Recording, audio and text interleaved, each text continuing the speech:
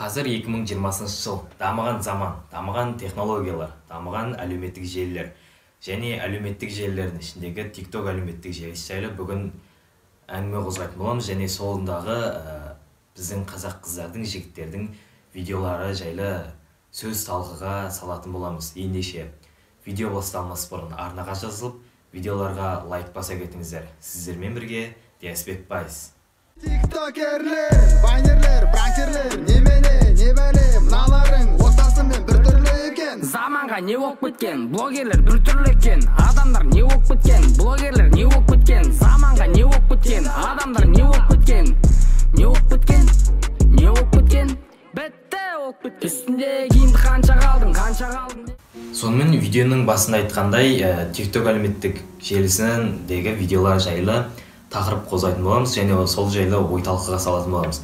Бірінші, мына екі видеоны көріп алыңыздар, мына жерде шығады. Осы видеолардан кейін өздеріңіздің ойларыңызды комментарийге жаза кетіңіздер. Бұл видеолар дұрыс па, әлде бұрыс па? Мен шынымды айтсам, қазір өте қатты ашуланып отырмын. Өйткені дәл осындай видеоларды, дәл осындай ұятсыз контенттерді қазақ қыздары, жігіттері TikToktарға сала берсе, TikTok әлеуметтік желісінен басқа, Instagram, басқа лайк деген сияқты әлеуметтік желілерге сала берсе, бұл үлкен қауіп әкеледі. Үлкен қауіп. Өйткені кезінде Франция елі қандай болды? Франция елінің қыздары өте сұлу, өте әдемі деп бір адам айта салды, оттай салды және сол сәттен бастап шет елдің азаматтары сол елге ағыла бастады, сол елден қыз ала бастады. Бір емес, екі емес, үш емес, тіпті 10 қызға дейін ала бастады. Және олардан туылған балдар метис балдар болып туылды. Біреуі негроидтық, біреуі басқа нәрсе, түрлі нәсілдерден балалар туыла бастады. Және ол балалар келешек ұрпақтары, яғни келешек ұрпақтары Францияның өз еліне деген патриоттық сезімі және басқа да сезімдері қалмайды деп ойлаймын. Өйткені метис балдардан не шықсын? Әкесі басқа ұлт, шешесі басқа ұлт.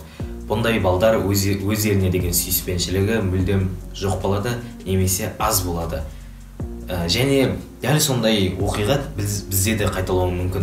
Біздің қазақ қыздарды әдемі, шынымен көз сатарлық қыздар. Бірақ дәл осындай видеолар түсіретін қыздар мен үшін өте жаман қыздар деп ойлаймын. Оның әдемілігінде не пайда, тәрбиесі дұрыс болмаса, және осындай видеолар салатын болса. Сіздерден сұранарым, жігіттер қауымы, дәл осындай видеолар түсіретін болса қыздар, ол жаққа бармаңыздар. Олның парақшасынан өтпеңіздер ол қыздың. Сіздерден сұранарым. Және біздің қазақ қыздары бұрын қандай болды, қазір қандай болды. Google'дан іздеп көріңіздерші қазақ қыздарының киіну тәртібі. Бұрын қалай киінді және қазір қалай киініп жүр. Бұрын мүлдем жабық киінеді. Ал қазір ашық-шашық. Осы нәрсені қазірден бастап тоқтату керек. Егер де қыздарымызды, жігіттерімізді тәрбиелемесек, дәл осы сәттен келешек ұрпақта, келешек жылдары өте қауіпті жылдар болып есептеледі біздің қазақ ұлтына деген. Өйткені қазақ тілімізден шат болатын болсақ, айту өте қиын. Жалпы қыздар ғана емес қой TikTokта видео түсіретін деп пікірге кейбір ақылсымақтар жазады. Яғни, білем, қазақтың жігіттері де TikTok түсіреді. Кейбіреулері мынандай мағынасыз видеолар түсіреді, кейбіреулері дәл осындай өте адам миына сыймайтын видеолар түсіреді. Бұндай жігіттерге айтарым, сендер жігіт емессіңдер, сендер ессіңдер. Өздерінің еңбектерінің арқасында осындай блог түсіріп, қиналып, видео түсірудің орнына сендер дәл осындай хайп жасап, дәл осындай ұятсыз видеолар түсіресіңдер. Боянасыңдар, басқа да нәрсе істейсіңдер. Сендердің бір сөзбен айтқанда сендер ез болып, мен үшін ез жігіттерсіңдер, сендер. Жігіт емес, ессіңдер. Мен бұл видеоны қазір сағат 12:57 болды. Яғни 1 бола бастады. Мен бұл видеоны бастағаныма сағат 10-да бастадым. Әлі түсіріп келе жатырмын, әлі қиналып жатырмын. Өйткені біресе бірдеңкесі дұрыс болмайды, біресе дауысы дұрыс болмайды деген сияқты. Біресе дауыс шықпай қалады. Дәл осылай қиналудың орнына олар дәл осындай ұятсыз видеолар түсіріп және басқа да адам миына сыймайтын контенттер түсіреді.